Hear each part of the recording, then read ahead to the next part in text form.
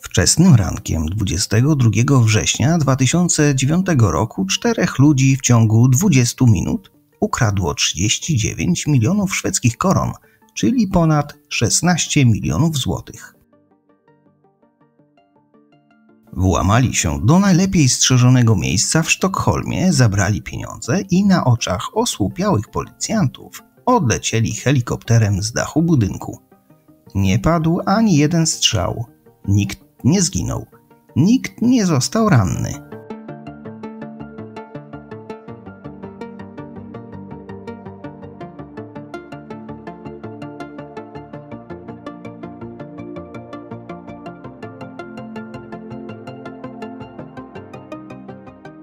Ta historia wydarzyła się naprawdę.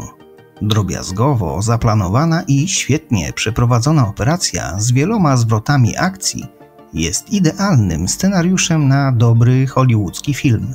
Prawdopodobnie na kanwie tego zuchwałego napadu Netflix zrobi serial. Czy i kiedy on powstanie, nie wiem. Zanim pojawi się film na ekranach naszych telewizorów, postaram się przybliżyć całą historię. Co tak naprawdę się stało? Kto pomógł w zaplanowaniu napadu? Kim byli rabusie? Czy ponieśli jakieś konsekwencje? Dowiecie się, oglądając ten film do końca.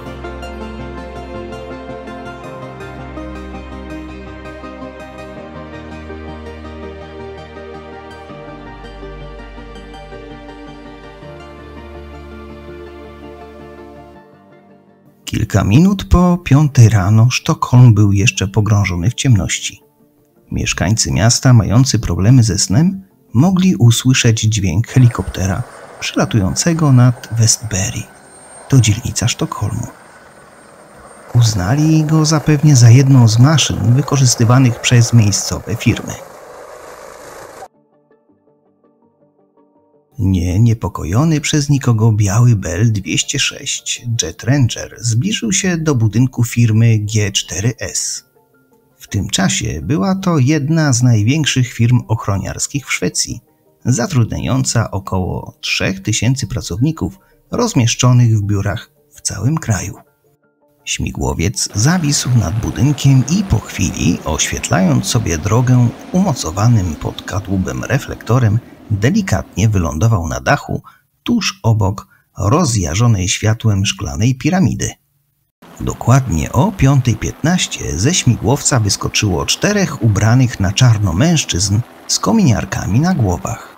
Szybko odpięli przywiązaną do Bella drabinę i zaczęli ją rozkładać. Zbrojna szyba okazała się wytrzymała, ale po kilku uderzeniach uległa. Pilot poderwał helikopter, odleciał na bok i ponownie zawisł w powietrzu, podczas gdy 2 rabusiów wsunęło w otwór świetlika drabinę, a następnie zeszło po niej na znajdujący się kilka metrów niżej balkon. Zamocowali na oknie ładunki wybuchowe i wrócili na dach. Nie mieli czasu do stracenia. Na otaczających budynek ulicach wciąż przybywało mrugających na niebiesko policyjnych radiowozów. Po chwili słychać było wybuch. Po szybie zostały jedynie drobinki szkła. Włamywacze szybko zeszli po drabinie i przez okno weszli do wnętrza budynku. Ponownie zatrzęsło budynkiem. Gangsterzy wysadzili stalowe drzwi antywłamaniowe i dostali się do miejsca, w którym przelicza się zgromadzoną gotówkę. Tam, w specjalnej klatce w czerwonych plastikowych pojemnikach umieszczone były pliki banknotów. By się do nich dostać, mężczyźni odpalili ręczną spalinową szlifierkę i w istnej fontannie iskier odcięli kłódki na drzwiach. Teraz pozostawało zabrać łup. Włamywacze nie brali pieniędzy na ślepo. Koncentrowali się przede wszystkim na banknotach o nominale 500 koron. Pakowali je do przyniesionych worków, które po wypełnieniu wynosili z powrotem na balkon. Pojemniki z gotówką o niższym nominale odrzucali.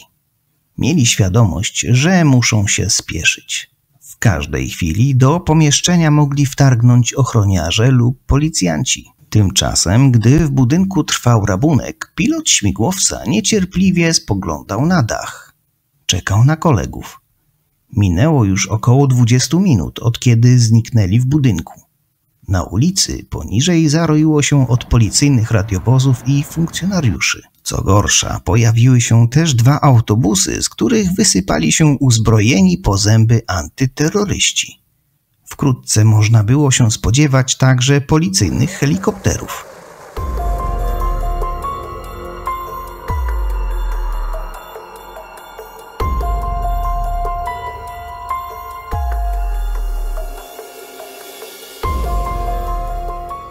Sytuacja stawała się coraz bardziej niebezpieczna, tym bardziej, że na konsoli zapaliła się lampka rezerwy paliwa.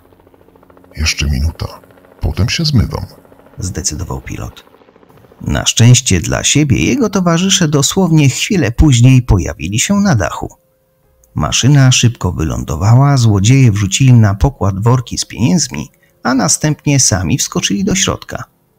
Pilot poderwał maszynę i odleciał w gasnącą ciemność nocy. Cała akcja trwała dokładnie 20 minut. Zrabowano 39 milionów koron, czyli na dzień dzisiejszy ponad 3,5 miliona euro. Jak to możliwe, że im się udało? Jak w ogóle do tego doszło? Czy zostali bezkarni? Skąd wiedzieli, że będzie tam tak duża gotówka? No to po kolei. Zacznijmy od tego, że bez pewnej kobiety plan włamania pozostałby jedynie planem. Można by rzec, wszystko przez babę. Skok zorganizowali 3 wspólnicy, mieszkający w Szwecji 39-letni Serb Goran Bojowicz, którego nazwijmy mózgiem operacji, i 2, umówmy się, Szwedów, 33-letni Michael Sodergarn i 32-letni Harabel Haro, chociaż nie wiem, czy to się poprawnie tak czyta. Wszyscy byli już wcześniej notowani między innymi za rabunki i kradzieże. Jak można się domyśleć, przez całe życie zdobywali pieniądze na różne, najczęściej niezbyt uczciwe sposoby. Pomysł napadu stulecia nasunął im się całkiem przypadkiem. Zaczęło się od tego, że Bojowicz zaczął romansować z młodą dziewczyną od 2 lat pracującą w międzynarodowej firmie G4S. Ten brytyjski koncern to prawdziwy gigant w branży security. Działa w ponad 90 krajach i zatrudnia prawie 600 000 ludzi. W Sztokholmie firma zajmowała się odbieraniem gotówki ze sklepów, w tym z hipermarketów. Przewoziła je w bezpieczne miejsce, czyli do swojego skarbca, który znajdował się we wspomnianej wcześniej dzielnicy. W żadnym innym miejscu w całej Szwecji nie przechowywano większej gotówki. Nic dziwnego, że o zabezpieczeniach pomieszczenia krążyły legendy. Istniał jednak jeden sposób, by łatwo dostać się do kasy. Bojowicz poznał go dzięki swojej dziewczynie. Wyjaśniła mu, że nie trzeba dostawać się do skarbca, wystarczy przebić się przez dach. Wiercisz dziurę i wchodzisz prosto do naszego pokoju. To brzmiało zachęcająco. Nie zastanawiając się długo, panowie poszli za wskazanym tropem. Plany gmachu G4S obejrzeli zupełnie legalnie w biurze Miejskiego Zarządu Budynków. Rozpatrywali kilka wariantów dostania się do środka, m.in. przy użyciu dźwigu oraz balonu. Swoją drogą ciekawe, jak to miało wyglądać. Ostatecznie zdecydowali się na lekki helikopter. Wybrali popularny model Bell 206 Jet Ranger. Do poprowadzenia maszyny potrzebny był oczywiście pilot. Do tej roli wspólnicy zwerbowali Aleksandra Ericssona, który wcześniej pracował jako producent telewizyjny, na przykład przy szwedzkiej wersji programu Idol. Wciągnęli też do operacji jeszcze kilku innych ludzi, w tym Safę Kuthuma, Markusa Aleksona i Tomasa Bormana. Opracowanie planu zajęło grupie 6 miesięcy. Przestępcy wiedzieli, że od momentu wylądowania na dachu budynku do ponownego startu nie powinno upłynąć więcej niż 15 minut. Tyle wynosił czas mobilizacji ochrony firmy.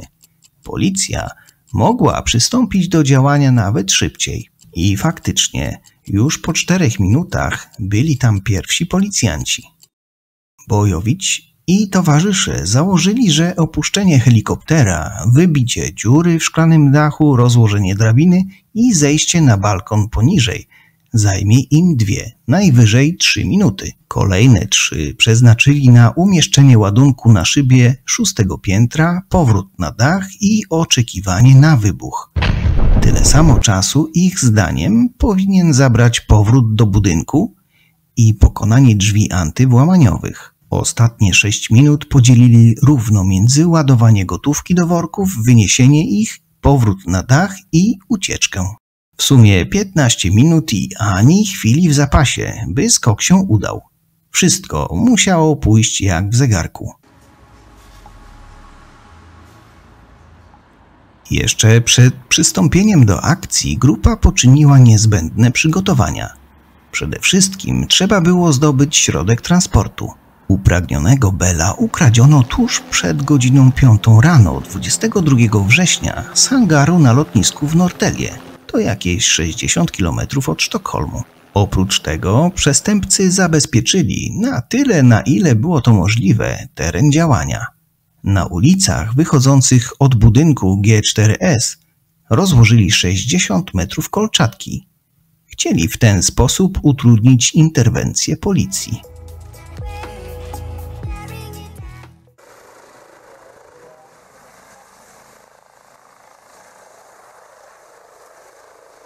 Udało się też unieruchomić policyjne śmigłowce. W tym celu część zespołów włamała się do policyjnego hangaru w miejscowości Myttinge na wyspie Värmdö i rozmieściła tam atrapy bomb. Dzięki temu, gdy oficerowie policji kierujący akcją pod gmachem domagali się natychmiastowego przysłania helikoptera, obsługa lotniska meldowała, że to niemożliwe. Wszystkie maszyny zostały zaminowane. Nasuwa się pytanie, dlaczego te jednostki, które dotarły pod budynek, nie wkroczyły do akcji? Sztokholmska policja odebrała zgłoszenie o napadzie już 4 minuty po jego rozpoczęciu. Wysłali je znajdujący się w gmachu ochroniarze. Pierwsi funkcjonariusze pojawili się na miejscu 10 minut później. Obawiali się jednak, że przestępcy mogą być uzbrojeni w broń maszynową i czekali na przybycie jednostki specjalnej. To dzięki temu o 5:35 rabusie odlecieli, nie zatrzymywani przez nikogo.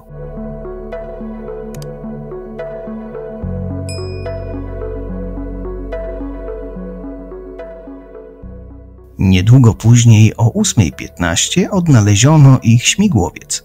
Znajdował się około 30 km na północ od Sztokholmu. Po złodziejach i pieniądzach nie było jednak śladu. Nigdy wcześniej w Szwecji nie zdarzył się tak spektakularny i brawurowy rabunek. Nic dziwnego, że za udzielenie informacji, które pozwolą schwytać sprawców, wyznaczono nagrodę w wysokości 7 milionów koron. Wieść o napadzie stała się sensacją dnia. Przekazywały ją media na całym świecie. Co ciekawe, szwedzka policja miała szansę udaremnić tę niezwykłą akcję. Organizatorzy skoku, szukając pilota, zwerbowali pewnego Bośniaka, który, o czym nie wiedzieli, był objęty programem ochrony świadków w Serbii. Przekazał on tamtejszej policji informacje o planowanym rabunku, a ta podzieliła się nimi z kolegami ze Sztokholmu. Pilot nie znał wszystkich szczegółów, ale wiedział całkiem sporo.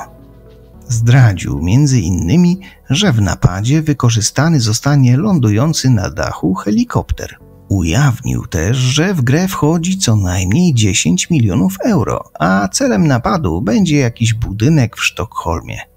Zeznał nawet, że sprawcy zamierzają dostać się do środka, wysadzając dach i że chcą unieszkodliwić policyjne śmigłowce. Szwedzka policja podjęła w tej sprawie śledztwo. Ustaliła, że suma, jaką podał bośniacki informator, znajduje się tylko w 3 miejscach w Sztokholmie. W Banku Narodowym oraz w siedzibach firm Panaxi i G4S. Gdy zbliżał się dzień spodziewanego skoku, 2 ostatnie budynki dyskretnie otoczono. Nic jednak się nie wydarzyło, więc funkcjonariusze uznali, że rabusie zrezygnowali z napadu. Tymczasem ci, dowiedziawszy się o kapusiu, jedynie przesunęli akcję na później. Mimo początkowej bezradności, śledczy szybko stanęli na wysokości zadania. Aresztowania przeprowadzono już 2 dni po skoku.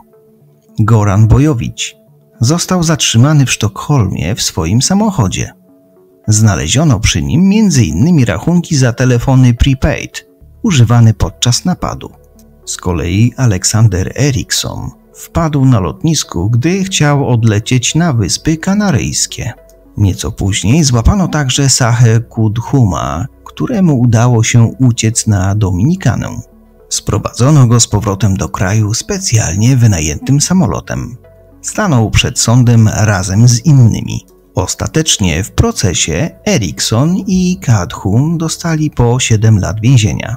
Harro i Södergran po 5 lat, Bojowicz 3 lata, Markus Aleksson 2 lata, a Thomas Broman rok. Cała 7 została również skazana na zapłacenie prawie 10 milionów koron odszkodowania na rzecz G4S, 370 000 koron na rzecz Roslagen-Flick oraz sumy od 7,5 tysiąca do 43 000 koron na rzecz tych, którzy byli w budynku, gdy dokonano napadu.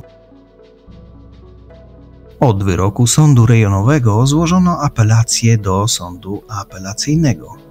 Zaskarżenie złożyli zarówno prokuratorzy, jak i sami skazani. 16 lutego 2011 roku sąd apelacyjny ogłosił wyrok.